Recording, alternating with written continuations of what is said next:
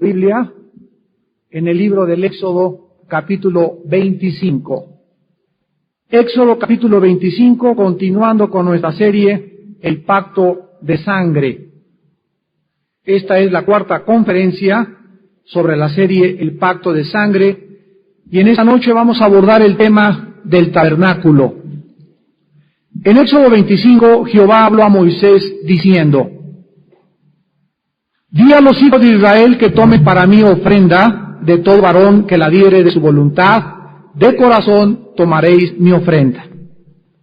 Esta es la ofrenda que tomaréis de ellos: oro, plata, cobre, azul, púrpura, carmesí, lino fino, pelo de cabras, pieles de carnero teñidas de rojo, pieles de tejones, madera de acacia, aceite para el alumbrado, especias para el aceite de la unción y para el incienso aromático, piedras de ónice y piedras de engaste para el efod y para el pectoral, y harán un santuario para mí, y habitaré en medio de ellos.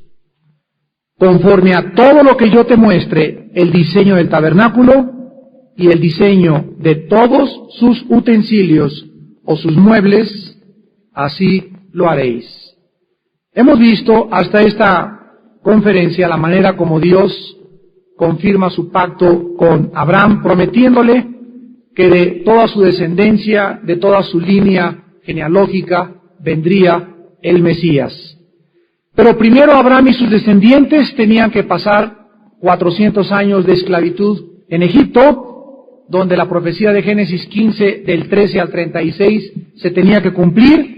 Y había un pacto, no importa lo que las naciones gentiles les hicieran, había un pacto entre él y Dios. Un pacto de sangre que no podía ser quebrantado, y tendría que cumplirse la promesa de que de su descendencia serían benditas las naciones por todas las generaciones.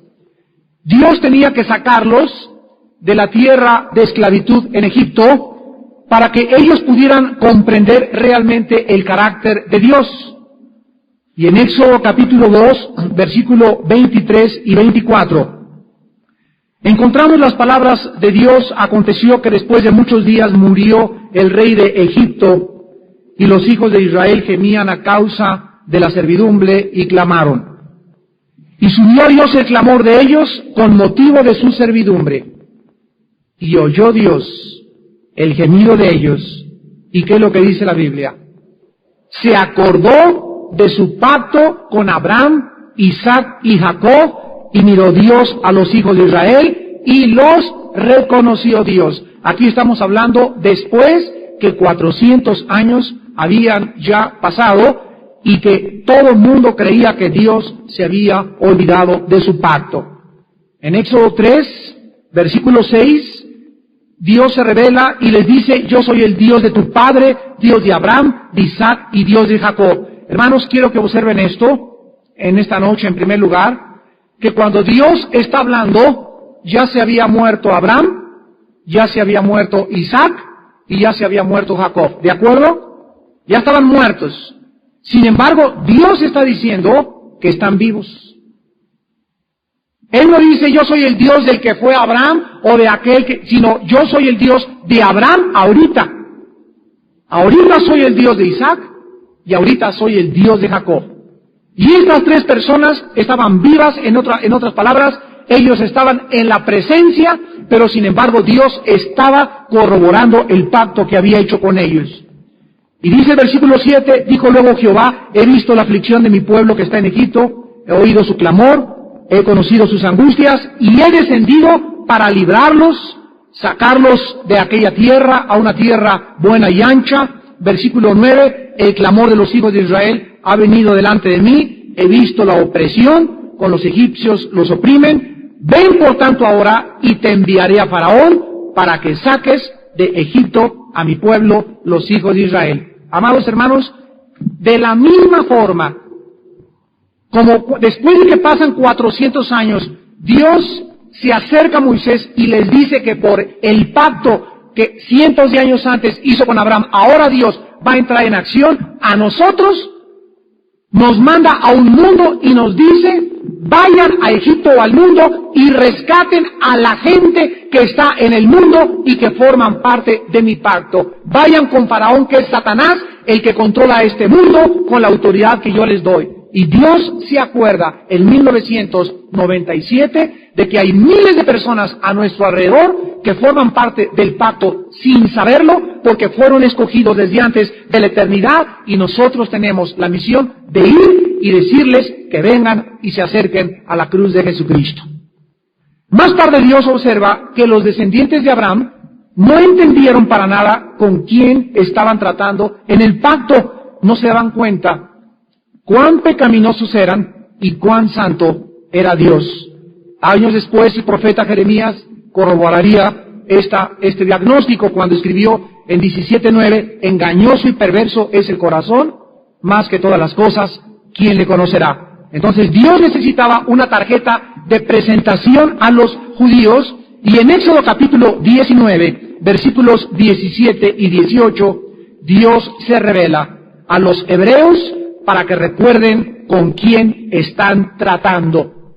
Y dice Éxodo 19, del 17 al 18, y Moisés sacó del campamento al pueblo para recibir a Dios, y se detuvieron al pie del monte.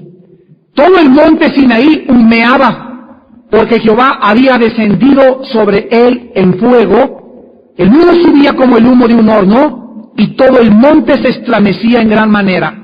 El sonido de la bocina iba aumentando en extremo. Moisés hablaba, y Dios le respondía dulcemente. ¿Eso dice? Dios le respondía con voz tronante. ¿Cuál era la razón por la cual Dios invita al pueblo a que se acerquen y Él se manifiesta de una forma tan estremecedora y tan atemorizante? La razón era para que el pueblo comprendiera que con el Dios con el cual estaban tratando era un Dios que tenían que temer. Era un Dios que tenían que respetar. Era un Dios que tenían que tomar en serio. Era un Dios que los podía bendecir, pero también los podía maldecir. Y esta es la más grande tragedia de todas las personas que han querido seguir a Dios, y se repite la historia en el Nuevo Testamento con muchas personas que forman parte de la Iglesia de Jesucristo y que aún no han entendido con quién están tratando. Cuando tú tengas un concepto elevado de la santidad de Dios, podrás tomar a Dios en serio. Mientras tú no entiendas la santidad de Dios, jamás lo podrás tomar en serio. Entonces Dios se revela a ellos y les muestra, porque Él no esperaba, por supuesto, que los judíos cumplieran los mandamientos y pudiera Él recibirlos. ¿Por qué? Porque Dios sabía que la naturaleza humana era pecaminosa. La ley era solamente un espejo para que ellos se reflejaran, se dieran cuenta cuán pecaminosos eran y corrieran agradeciéndole por el pacto con el cual Él había entrado con ellos. Así nosotros, igual en el Nuevo Testamento, cuando pecamos, nos damos cuenta que fallamos y fallamos y fallamos. ¿Para qué? Para que corramos y no le digamos, Señor, te prometo esto, te prometo aquello. No, nada. Dios no quiere que le prometas nada. Dios dice, 1 Juan 1, 8 y 9, que nada más le confieses tu pecado. Que te pongas de acuerdo con Él en que tú le fallaste, y la sangre de Jesucristo nos limpia de toda maldad. Una vez una mujer, cuando estaba en la China, llegó el gran misionero Watchman Nee, que ustedes lo conocen, fue enterrado vivo. Los comunistas le cortaron la lengua y mataron a toda su familia. Es uno de los más grandes hombres de Dios que ha tenido este siglo. Watchman Nee le preguntó a la hermana que por qué estaba angustiada, y le contestó esta chinita que porque ella no sabía si Dios la había perdonado. Entonces se acostaba con pesadillas y tenía culpa y tenía delirios de persecución. Entonces Watchman Nee sacó 1 Juan capítulo 1 y se lo mostró. Y le preguntó a la hermana, ¿qué dice aquí? Y la hermana leyó, si confieso mis pecados, Él es fiel y justo para perdonar mis pecados y limpiarme de toda maldad. Watchman Nee le volvió a decir a la hermana, ¿usted cree que Dios ha mentido alguna vez? No, para nada. ¿Cómo puede Dios mentir? Entonces, el problema de usted es de incredulidad. Y usted tiene que creer que la sangre de Cristo nos limpia de todo pecado. Y cuando la hermana comprendió esto, dice Watchman Nee en su libro El Pacto de Sangre, ella comenzó a alabar a Dios, porque en ese momento se le prendió la luz en su corazón y entendió que con Dios no se discute, a Dios se le obedece. Entonces, cuando tú tengas culpa y cuando tú tengas problemas por no haber cumplido la voluntad de Dios, corre a la cruz. Corre para ser lavado con la sangre que está tan fresca como hace 2000 años. Ahora bien, Dios, después de entregarles la ley, les da además a los judíos, miren ustedes, aquí le da la ley, y como Dios sabe que no lo van a cumplir, Dios les da, junto con la ley, el tabernáculo donde se establecía un orden de sacrificios y un orden sacerdotal. Miren ustedes, con la ley viene la gracia. Dios sabía que no podían cumplir la ley, les da los sacrificios, para que cuando pecaran, supieran que no eran los 10 mandamientos, ni el cumplir los 10 mandamientos, porque nadie los ha cumplido, sino para que corrieran al sacerdote y le dijeran, aquí está este chivito, aquí está este sacrificio, y a través de la sangre entendieran que Dios nunca ha aceptado a nadie por cumplir los 10 mandamientos, sino que Dios acepta a las gentes cuando ellos vienen a través de la sangre, de la muerte de un sustituto. ¿Se acuerdan ustedes del joven rico que se acercó a Cristo y que le dijo? He cumplido los 10 mandamientos, imagínense nada más, ¿no? Ni siquiera Moisés los cumplió, ni David, no hay nadie más que Cristo el que los ha cumplido. Y este joven quería ser aceptado y entrar al reino de Dios a través de cumplir los 10 mandamientos. ¿Cuál es el problema de este joven? Que no conocía su pecaminosidad. La maldad tan grande que él tenía porque había cumplido los mandamientos del 5º para arriba, pero el primer mandamiento, amarás a Dios sobre todas tus cosas, no había podido cumplirlo. Después de recibir las instrucciones, dice en Hebreos 9, lo que Moisés le dijo al pueblo, versículo 19 al 22. Habiendo anunciado Moisés todos los mandamientos de la ley y a todo el pueblo, miren ustedes, qué importante es esto. Toma la sangre de los becerros, de los machos cabríos, con agua, lana, escarlata e hisopo, y rocía el mismo libro, y también a todo el pueblo, diciendo, esta es la sangre del pacto que Dios les ha mandado.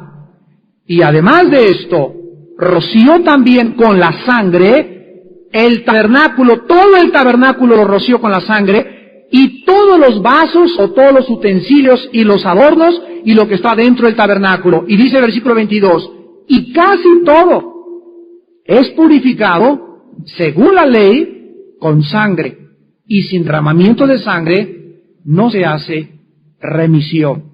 Dios les enseña a través de estos símbolos en el Antiguo Testamento que nunca serían aceptados por yo cumplí los 10 mandamientos, yo ya me persigné, ya te ofrecí un chivito, ya hice aquello. La única forma en que pudieran ser aceptados por Dios era a través del derramamiento de sangre. Nunca Dios intentó que los hebreos cumplieran los 10 mandamientos. Los 10 mandamientos no pueden ofrecer la evidencia de la sangre. En otras palabras, la vida. Dios anhelaba que los judíos entraran a través de un sacrificio de sangre para el perdón de pecados. Y esta es su única provisión.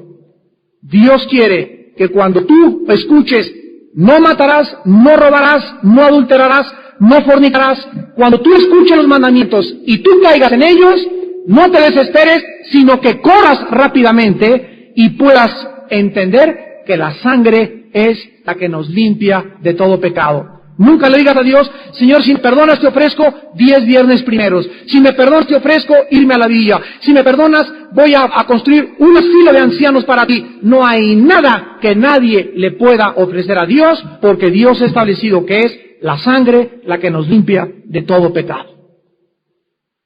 En el Nuevo Testamento, Dios nos enseña la forma de acercarnos a Él y nos explica en Colosenses 2:16 que todo aquello del Antiguo Testamento eran sombras, y se nos manda que nadie nos juzgue en comida o en bebida, en cuanto a días de reposo, fiesta, luna nueva, etcétera, etcétera. Todo lo cual es, ¿qué cosa?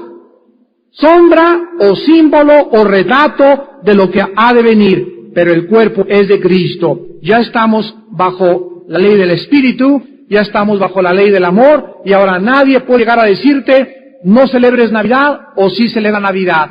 Tienes que cumplir con Semana Santa o no tienes que cumplir con la Semana Santa. Tienes que adorar el sábado o tienes que adorar el domingo. Tienes que celebrar el Yom Kippur o tienes que celebrar el Sukkot, o tienes que celebrar esto, o tienes que hacer así, o te tienes que peinar así, o te tienes que comer nada más puros vegetales. Ya no hay nadie bajo el Nuevo Testamento que pueda imponer leyes restrictivas a nadie. Porque ya ahora el Espíritu que está dentro de mí me convence, y si yo estoy convencido de comer puro puerco, pues empanzónate con puerco. Si quiero comer puras verduras, pues puras verduras, y es bien para ti, pero no se puede imponer a los demás, ni obligar a los demás, y menos decirles de que si no lo hacen, no son aceptados por Dios, porque somos aceptados por Dios nada más por la sangre. Fíjense qué importancia tiene esto para que nos escapemos de una herejía del cristianismo que se llama el legalismo. Y el legalismo es tratar de acercarse a Dios, agradar a Dios a través de las obras y no a través de la sangre derramada en el Calvario. Cuando Cristo viniera, realizaría el último sacrificio. Todos los creyentes seríamos ahora el templo del Espíritu Santo, seríamos sacerdotes y sus leyes escritas en nuestros corazones. Lo que Dios estableció en el Antiguo Testamento fue un sistema temporal preliminario que apuntaba nada más hacia la dirección del Nuevo Testamento para que reconocieran a la simiente de Abraham cuando él tendría que llegar al mundo. Vamos pues en esta noche, después de esta introducción, a estudiar el tabernáculo y vamos a comenzar a tratar de explicar que el tabernáculo en Éxodo capítulo 25 que acabamos de leer al iniciar la conferencia, Dios le dice en el versículo 8 a Moisés que la razón por la cual tenían que construir una tienda de campaña con una cerca alrededor y con un cuartito en medio dividido por 2 velos, era que Dios quería habitar en medio de ellos. El tabernáculo terrenal sería una sombra, y cuando estudiamos el tabernáculo, no lo vamos a poder estudiar detalle con detalle, aunque ya lo estudiamos cuando estuvimos allá en la Union Church, en el libro de Éxodo. ¿Se acuerdan los que tomaron el libro de Éxodo? Ahí tenemos todos los cassettes uno por uno, con cada detalle de cada cosa, pero vamos en esta noche a darle una repasada muy breve para que podamos comprender la maravilla de la unidad de la palabra de Dios. Es increíble cómo está tejido todo en la Biblia y cómo cada vaso, cada mueble, cada pintura, cada piel, cada color del tabernáculo, todo representa a Jesucristo. Ahí está Jesucristo entretejido y metido y escondido en toda la explicación del tabernáculo para que veamos nosotros la maravillosa, milagrosa y sobrenatural unidad de la palabra de Dios. En el tabernáculo, los hebreos iban a traer sus sacrificios para que pudieran ser perdonados y no podían nunca en ninguna otra parte ofrecer los sacrificios. Miren cómo comienza Dios. Van a tener una tienda de campaña en el desierto, portátil, porque estaban viajando para que pudiera ser transportada, y cuando alguna persona pecara, no podía irse a ese montecito y ofrecer ahí al chivito, o irse debajo de aquel huizáchel y matar al borreguito, sino que tenían forzosamente que presentarlo en la puerta del tabernáculo. Y esto lo explica el libro de Levítico, capítulo 17. Dice Levítico 17, habló Jehová a Moisés diciendo, habla a Aarón y a sus hijos, y a todos los hijos de Israel, y diles, esto es lo que ha mandado Jehová. Es un mandato divino. Cualquier varón de la casa de Israel que degollare buey o cordero o cabra en el campamento o fuera de él, y no lo trajere, ¿a dónde? Jesús dijo en Juan 10, yo soy la puerta. Y el que no entrare por mí, Cristo dijo en Juan 10, es un ladrón, un salteador.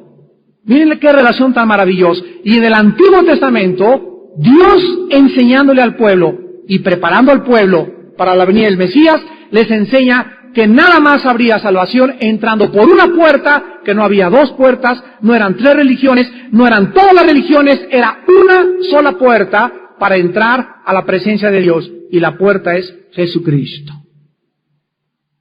El que no trajere a través de la puerta, dice el versículo 4, será culpado el tal varón, sangre derramó, será cortado el tal varón de entre su pueblo. Y dice el versículo 7, y nunca más sacrificarán sus sacrificios a los demonios.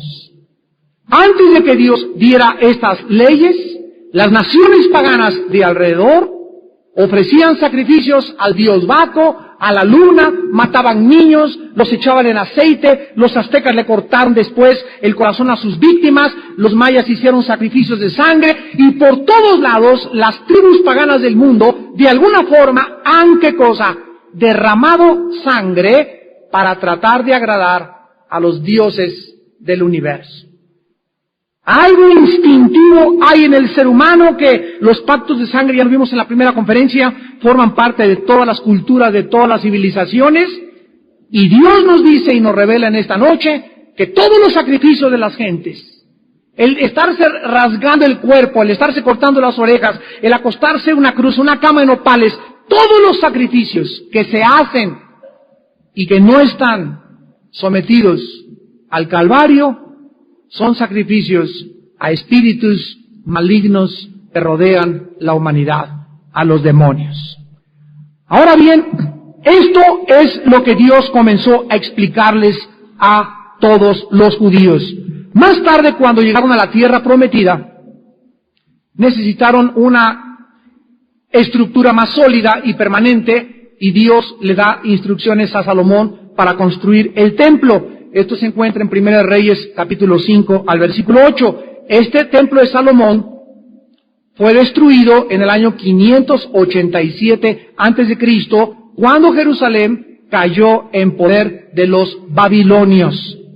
Esto lo encuentran en 2 Reyes 25 versículos del 8 y 9. Cuando regresaron de la cautividad babilónica, volvieron otra vez a reconstruir el templo en el año 536 antes de Cristo. Esto lo encontramos en Esdras, capítulo 1. Este templo, el que reconstruyeron de Esdras, no fue tan glorioso como el del rey Salomón. Y después, en tercer lugar, el rey Herodes, años antes de Jesucristo, volvió otra vez a reedificar y lo hizo más glorioso, lo restauró y lo hizo más majestuoso que el que había hecho Esdras. El templo que restauró el rey Herodes, 70 años después de Cristo, fue destruido por el ejército romano, comandado por el general Tito, bajo las órdenes del emperador Vespasiano, y desde el año 70 hasta nuestros días, dice Apocalipsis 11 y Daniel 9:27, que hay una promesa de que antes de que venga Jesucristo al mundo, el templo volverá a ser reconstruido. Ahora bien, en el libro de los Números, capítulo 2, encontramos el orden de Dios en el campamento o en el tabernáculo. Aquí ya Dios comienza a ordenar a la nación de Israel, y todas estas enseñanzas, vuelvo a repetir, es un tipo para la iglesia, los que hemos alcanzado los fines de este siglo. Dice en Números capítulo 2, versículos 2 y 3. Los hijos de Israel, miren ustedes, observen, que ni siquiera tenían ellos la libertad de escoger cómo podían dormir. Cuando se construyó el tabernáculo, nada de que a mí me gusta junto al solecito, a mí me gusta aquí atrás. Dios ordenó absolutamente todo lo dentro del tabernáculo y lo de afuera del tabernáculo. ¿Cómo iba a estar su pueblo distribuido? Porque todo es una sombra ¿de quién? de Jesucristo. Lo vamos a ver a continuación. Los hijos de Israel acamparán cada uno, y miren ustedes, cada tribu tenía una bandera. Cada tribu tenía una bandera. Bajo las enseñas de las casas de sus padres, alrededor del tabernáculo de reunión, acamparán. Estos acamparán al oriente, al este. La bandera del campamento de Judá. Por sus ejércitos, y el jefe de los hijos de Judá, Naasón, hijo de Aminadab. Las 12 tribus tenían un lugar específico. Cada tribu tenía su bandera. En el oriente, ¿y por qué en el oriente? ¿Saben ustedes que la puerta del tabernáculo daba al oriente? ¿Y saben ustedes que en Ezequiel 43, lo vamos a leer más tarde, si nos da tiempo, en Ezequiel 43, del 1 al 10, nos dice que cuando Cristo venga, va a entrar por la puerta oriental de Jerusalén? En el oriente estaba enfrente de la puerta, ¿quién? Judá. ¿De dónde vino Cristo?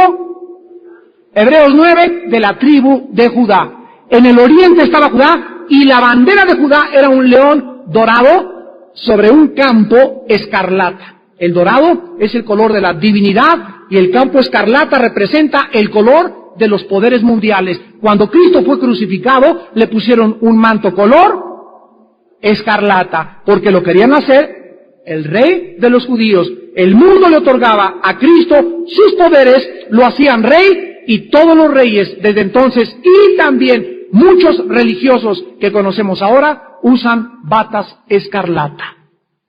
En segundo lugar estaba en el occidente Efraín. La bandera de Efraín era un buey color negro sobre un campo dorado.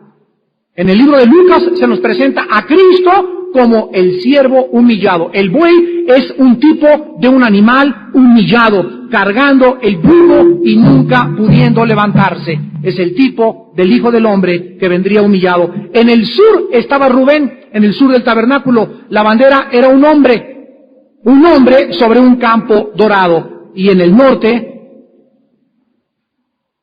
estaba Dan. Y era un águila dorada, la bandera sobre un campo azul. El águila es el animal más grande de los cielos. Y aquí encontramos que estos 4 símbolos de las 4 banderas de las principales tribus que estaban en el norte, en el sur, en el oriente y en el occidente, simbolizaban los caracteres de los 4 evangelios de lo que era la persona de Jesucristo. Y estas mismas banderas, con estos símbolos, las encontramos en Ezequiel 1:10 y en Apocalipsis 4, versículo 7. El león representa a el rey como gobernante supremo. El buey representa al siervo humillado. El hombre representa a la criatura máxima de la creación terrenal, y el águila representa al ave más grande de los cielos. Más tarde vamos a ver el significado. Pero aparte de las tribus, más cerca del campamento estaban los levitas. Veamos Números 1, 52 y 53. ¿Quiénes eran los levitas? Porque no eran los sacerdotes ni el sumo sacerdote. Y dice Números 1, 52 y 53, los hijos de Israel acamparán cada uno en su campamento, junto a su bandera, por sus ejércitos. Pero los levitas acamparán alrededor del tabernáculo del testimonio, para que no haya ira sobre la congregación de Israel. Y los levitas tendrán la guarda del tabernáculo del testimonio. Los levitas eran como un escudo. Este es el tabernáculo. Los levitas estaban así, alrededor del tabernáculo como un escudo, protegiendo a la gente de la ira de Dios. Protegiendo a la gente de la ira de Dios. Después de los levitas estaban aquí acampados al norte y al sur las demás tribus, y los levitas eran como un escudo, repito, porque la gente no podía acercarse al tabernáculo, porque el que tocara cualquier cosa del tabernáculo caía muerto instantáneamente. Y solo los levitas podían desarmar las columnas, las lonas, las pieles. Ellos eran, y nada más que ellos, los encargados de armar y desarmar el tabernáculo. podríamos compararlos con los que forman el Ministerio de Carga de Villanueva para México. Cuando ustedes llegan, miren, ya están las bocinas puestas, los micrófonos, todo está instalado, y están aquí estos muchachos desde las 3 de la tarde trabajando. En los desayunos llegan a las 5 de la mañana al Salón Coronado, al hotel donde vayamos a estar, y todos se encargan de que esté todo montado. Estos eran precisamente el trabajo que hacían los levitas.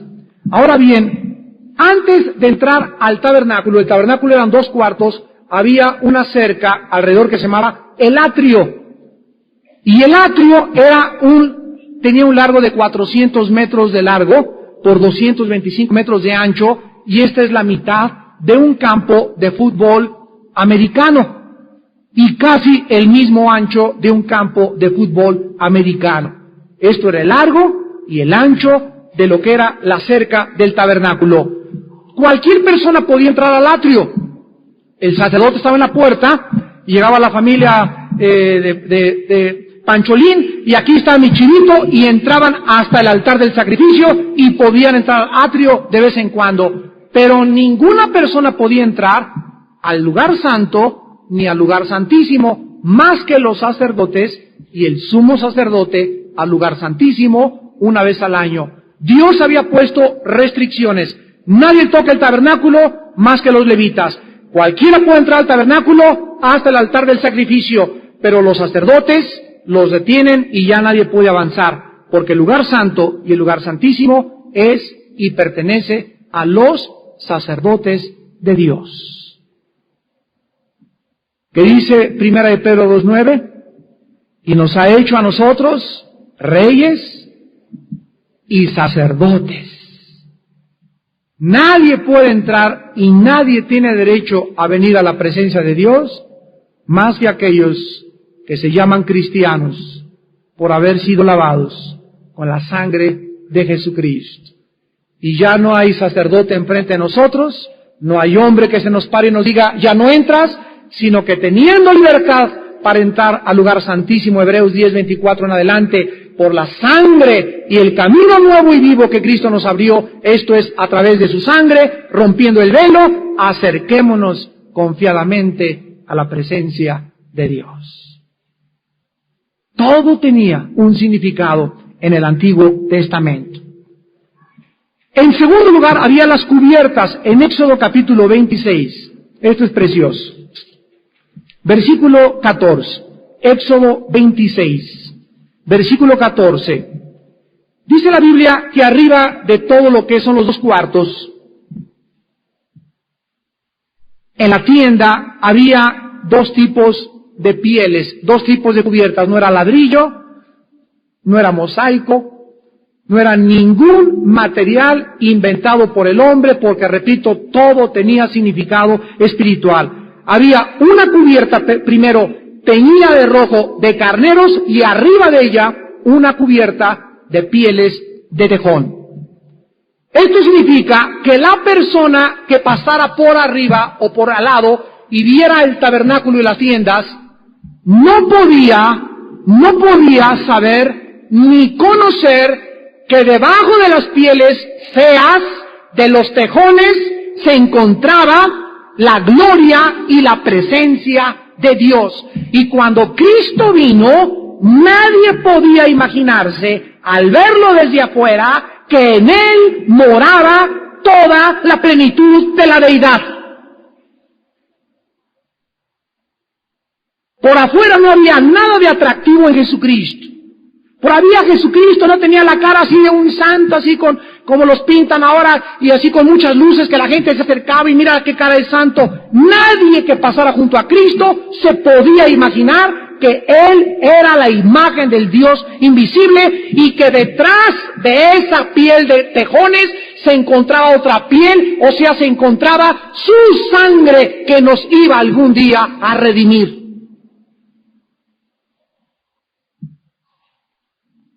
Recordemos que el carnero fue el animal que sustituyó a Isaac, y el rojo representa la sangre. Después entramos a la puerta, Éxodo 27. Ya llegamos a la puerta, y nada más recuerden cuántas puertas había. Una sola puerta, ¿verdad? porque solamente hay un camino para la salvación. Hechos 4:12. No hay otro nombre dado bajo el cielo en que podamos ser salvos más que en Cristo hombre. Y no hay más que un camino, no hay más que una entrada. Y Jesús lo dijo en Juan 14:6. Nadie va al Padre sino por mí.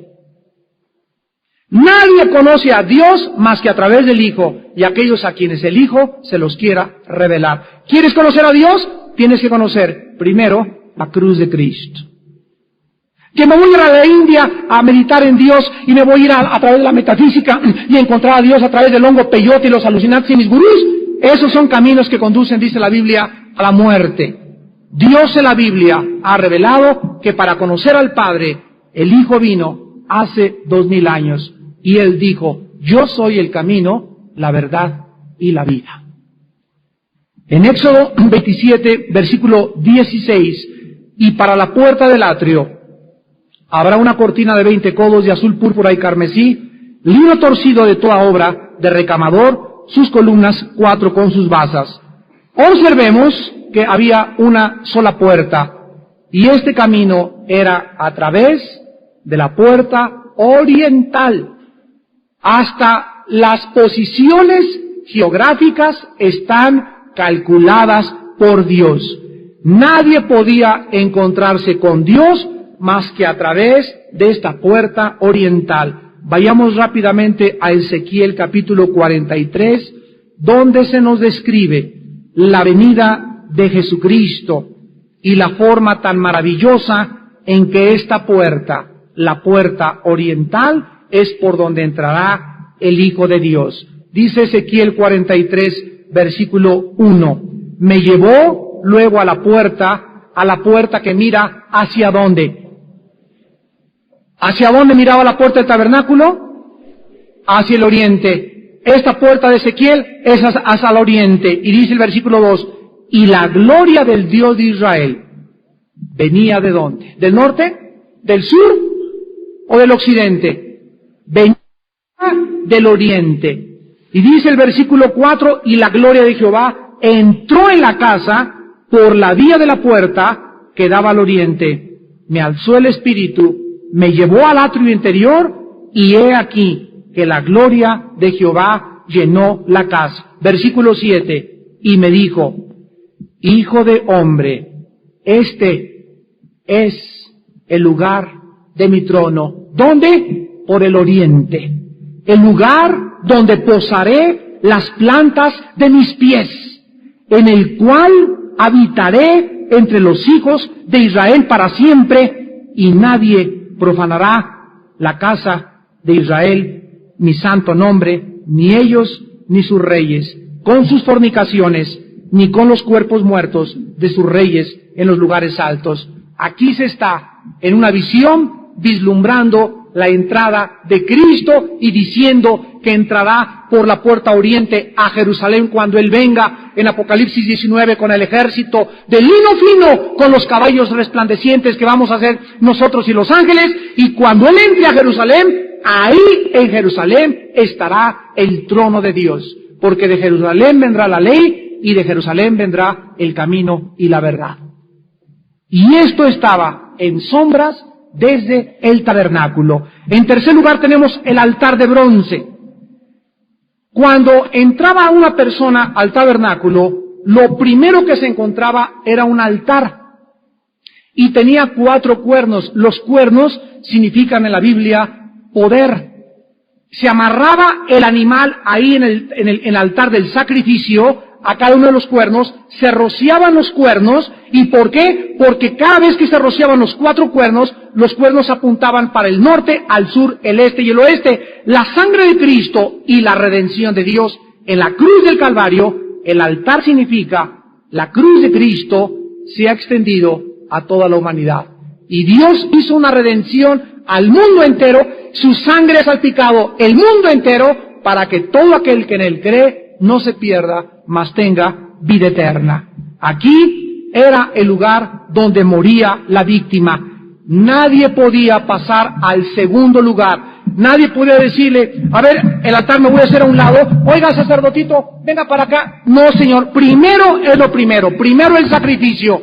Ya que pasa el sacrificio, el segundo objeto que esperaba a la persona que entraba al atrio. Todo esto se encontraba afuera en el patio, que era el lavacro o la fuente de bronce. Y después del sacrificio viene el lavamiento, donde los sacerdotes se lavaban las manos y los pies en una purificación ceremonial. Una vez que recibimos a Cristo y pasamos por el altar del sacrificio, el segundo paso es continuar lavándonos con la santa y bendita palabra de Dios. La Biblia dice en Juan 15:3, ustedes ya están limpios por la palabra que les he hablado. En Juan 13:10, vuelve otra vez Cristo a decirles, no tienen necesidad de lavarse más que las manos y los pies, porque ya están limpios. Y en Efesios 5:25 al 26, la Biblia dice que la iglesia fue hecha santa a través del lavamiento por la palabra.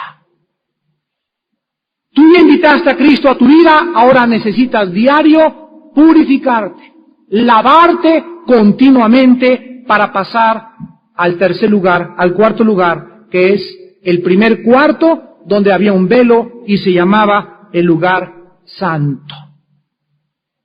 En este lugar santo había detrás del velo todos los misterios de Dios. Tú andas buscando los misterios de Dios allá en las montañas del Tíbet, no los vas a encontrar. Andas buscando los misterios del Triángulo de las Bermudas y que hay vida después de la vida a través de los gurús, no lo vas a encontrar. ¿Quieres encontrar los misterios del universo y de la vida? Jesús, el poder y la sabiduría de Dios. En mí, dijo Cristo en Colosenses capítulo 2, están escondidos todos los secretos de la sabiduría y del conocimiento. Si quieres encontrar y conocer los misterios del universo, de dónde venimos, quién eres y a dónde te diriges, ven en esta noche a la persona de Jesucristo. Este cuarto estaba dividido por un velo y otro velo, y se llamaba el primer cuarto el lugar santo, y el segundo cuarto se llamaba el lugar santísimo. En el lugar santo, en el primer cuarto, había tres cosas. Un candelero a la izquierda, enfrentito entras y te encuentras con un altar de bronce de incienso, y a la derecha una mesa con 12 piezas de pan en 2 columnas de 6 cada una, que se llamaba la tabla de los panes de la proposición. Y el candelero pesaba 45 kilos y tenía 7 ramas. La rama de en medio era la principal, porque era la que alimentaba el aceite a las demás ramas. Y en Apocalipsis 1:13 se nos enseña que Cristo está en medio de los candeleros. Él es el que está en medio y hay 3 a su lado y 3 a su derecha.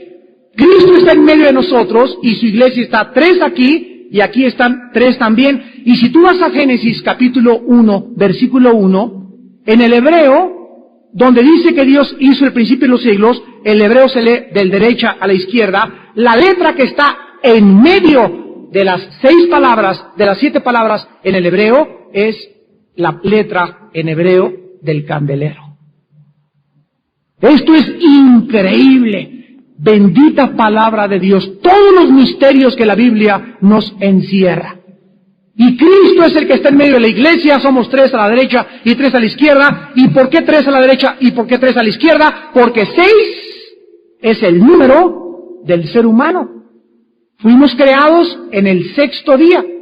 Y 7 es lo que nos hace perfectos. En otras palabras, la humanidad sin la vara del medio sería una humanidad perfecta. Pero en Cristo somos el 7. En Cristo entramos a la perfección. Alabado sea el nombre de Dios. Alabado sea el nombre de Jesús. Todo tiene absolutamente un significado con infinitos detalles para alumbrarnos los ojos y decirle en esta noche, alabado sea el nombre de Jesús, Señor, qué grande es tu revelación. En segundo lugar encontramos la tabla de los panes. A la derecha el lugar santo y se encontraba 12 panes, repito, cada pan representaba a cada tribu de Israel y estaban alineadas en 2 columnas de 6. Cada sábado el sacerdote entraba al lugar santo y reponía o reemplazaba los panes, se los comía y reemplazaba el vino, porque junto a la mesa había vino. ¿Qué cosa representa el pan y el vino que Cristo tomó en la última cena? El pan representa la carne, el vino representa la vida o la sangre. El pacto era cortado, ya vimos que cuando se entra en un pacto necesitas tomar una cena de memorial o una comida recordando el pacto, y al tomar el pan y al tomar el vino estás tomando el cuerpo y la sangre de la otra persona, que ella entra a tu vida y tú entras a la persona de ella y los dos se convierten en uno. Y en este caso los 12 panes representaban a la nación de Israel en comunión, en un pacto con Dios. Después encontramos el altar de incienso en el lugar santo también. El altar tenía 1 metro de alto y 50 centímetros cuadrados. Cada mañana y cada tarde el sacerdote entraba al lugar santo, ponía carbones encendidos, rociados con incienso. ¿Ya ven ustedes por qué usan el incienso en muchas religiones? ¿Por qué usan los gurús el incienso? ¿Por qué las tiendas naturistas usan el incienso? ¿Por qué las misas satánicas usan el incienso? Porque el diablo todo lo de Dios lo falsifica, lo tuerce, lo ensucia, lo pervierte, lo mancha, lo degenera, lo deprava. Todo tiene absolutamente su contraparte en el origen del tabernáculo. Y una vez al año el sacerdote rociaba sobre la ofrenda del pecado y sobre los cuernos de este altar, entraba al lugar santo y al lugar santísimo con el incienso. ¿Y qué es el incienso en el libro de Apocalipsis? El incienso representa las oraciones de los santos. Fíjate, ya entraste al sacrificio, que es la cruz de Cristo. Él es tu Señor Salvador. Segundo paso, llegas a la Biblia, te comienzas a alabar. Número 3, entramos al lugar santo como cristianos y lo primero que tenemos que necesitar es luz para alumbrar nuestra vida, el candelero. Y Cristo tiene que estar en mi vida porque Él es mi luz. En segundo lugar, tengo que comerlo diario a Él a través de su palabra. Y en tercer lugar, tengo que orar para que ese incienso pueda llegar a Dios. Y cuando ya estoy comido con Cristo, cuando ya estoy lavado con su sangre, cuando estoy lavado con la palabra, cuando ya estoy listo para poder entrar al lugar santísimo, se corre el velo y entonces entramos al lugar santísimo donde se encontraban el trono y la misma presencia de Dios, y ese es nuestro destino. Ahí es donde Dios nos quiere a todos nosotros todos los días, en su mismísima presencia. Pero acuérdate que nadie puede entrar al lugar santísimo sin antes, ¿qué cosa? La sangre de Cristo. Después, el lavamiento.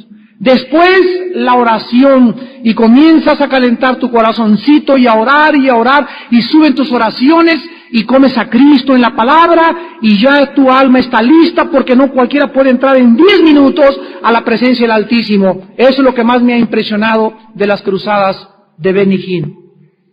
Benny Hinn es un hombre, a pesar de todos los múltiples defectos y errores que ha cometido en su ministerio, es un hombre que ha aprendido a introducir al pueblo de Dios a través de la adoración al lugar santísimo. Y todas sus cruzadas comienzan con ¿qué cosa? Adoración, adoración, adoración, adoración, adoración, adoración. Y llega el momento en que él sabe perfectamente bien que ya es suficiente, y en ese momento él comienza a orar a Dios y comienzan a sucederse los milagros uno tras otro. Y no es el resultado de ya voy a orar por ti y ya voy a orar por ti, sino que antes tenemos que entrar en el lugar santísimo para poder aprender a recibir de Dios. Dice la Biblia, examinarlo todo, retener lo bueno. Yo lo que aprendí de este hombre de Dios es eso, gracias a Dios. Hay otras cosas que las hacemos a un lado, lo que nos bendice nos los apropiamos, lo que no nos bendice, ¿verdad?, lo hacemos a un lado. Pero todos tenemos algo de quien aprender en esta vida. Y ahí en el lugar santísimo había 3 cosas. Un arca que se llamaba el Arca del Pacto, y era una cajita como de 1,10 m de largo, más o menos como así, 90 centímetros de ancho y 90 centímetros de alto. Arriba de ella, arriba de la cajita, estaba una tapa. El arca es lo de abajo. La tapa de arriba se llamaba el propiciatorio y tenía alrededor del propiciatorio, hagan de cuenta que es este púlpito así, con unas orillitas así para que la sangre no cayera al suelo, y ahí entraba el sacerdote y vertía la sangre una vez al año en el mes de Tishri, que se llamaba el día de Yom Kippur, día de la expiación, y los querubines estaban uno labrado aquí y otro aquí, y los dos miraban. ¿A qué cosa miraban los querubines? Miraban a la sangre. Miraban a la sangre. Si tú quitabas la tapa, encontrabas 3 cosas en la cajita, en el Arca del Pacto. Y estas 3 cojitas eran, en primer lugar, una vara, que fue la que Aarón usó y que reverdeció y demostró al pueblo de Israel que él era el principal líder de Dios. En segundo lugar, al quitar la tapita de la caja, encontrabas una muestra del maná. Y en tercer lugar, las tablas, las segundas tablas que Dios volvió a hacer y dárselas a Moisés con la ley de los 10 mandamientos. ¿Qué representaban estas 3 cosas? Miren ustedes, debajo de la sangre, en primer lugar, la vara de Aarón. Les recordaba a los hebreos que antes habían rechazado la dirección de Dios a través de Aarón. Número 2, la olla del maná hablaba de que habían rechazado las provisiones terrenales de Dios. Números capítulo 11. Y en tercer lugar, los 10 mandamientos hablaba de que los hebreos habían roto los mandamientos y les recordaba que como tales estaban alejados de la gloria y de la santidad de Dios. Y así los hebreos volteaban hacia el pasado y decían: no quisimos la dirección de Dios, no quisimos la provisión de Dios, no quisimos las leyes de Dios. ¿Qué nos espera? La única forma que pueden ellos acercarse a Dios es a través de la sangre. Y cuando se vertía la sangre una vez al año, los pecados de toda la nación eran perdonados, porque representaba la provisión de Dios para la nación de Israel. Hermanos, en Jesucristo, cuando nosotros llegamos al Nuevo Testamento, encontramos que Jesucristo representa las 4 banderas. En Mateo, Él es el león. En Marcos, es el siervo sufriente, el buey. En Lucas, es el hombre, el Hijo del Hombre. Y en Juan, es el águila, el ser celestial más grande de todos. En Juan 1:1 leemos: en el principio era el verbo era con Dios, y el verbo era Dios. Y el versículo 14 dice, de Juan 1, el verbo fue hecho carne y moró entre nosotros. La palabra moró es la palabra hebrea skeno, con S-K-E-N-O-O, que significa tabernáculo. Cuando Cristo baja en un tabernáculo humano. Ya Dios desecha las casas, los edificios y las moradas y los templos, y ahora baja su Hijo Jesucristo, en quien moraba la plenitud de la deidad, y habita y mora entre nosotros, y Él comienza a manifestar a todos la gloria del Padre. Y así como la piel de los tejones velaba a la nación lo que era el tabernáculo, Cristo no podía ser entendido porque nadie sabía que al mirar a Cristo estaba mirando a Dios. Él dijo en Juan 14, el que me ha visto a mí, ha visto al Padre. Y así como las pieles de carnero tenías de rojo, la sangre de Dios fluía debajo de esa personalidad de Cristo, cubierta externa por Jesucristo. Era una sangre sustitucionaria que nos quitaría el pecado para aquellos que quisieran entrar en un pacto con Dios. Jesucristo es la razón del Antiguo Testamento. Jesucristo es la razón del tabernáculo. Dios esconde a Cristo en el arca, en el candelero, en el altar, en la puerta, en el atrio. La semana que entra vamos a estudiar un poquito más, pero toda la Biblia es Jesús.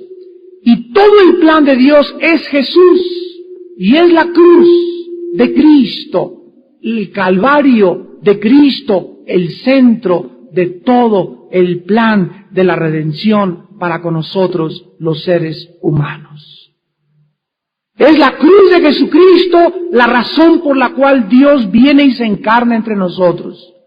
Porque es su sangre preciosa, la vida que fue vertida sobre esa tierra y que resucitó sin sangre, la que nos ha podido redimir, porque fue su vida a cambio de la tuya y de la mía, lo que ha hecho posible que podamos ser perdonados por Dios.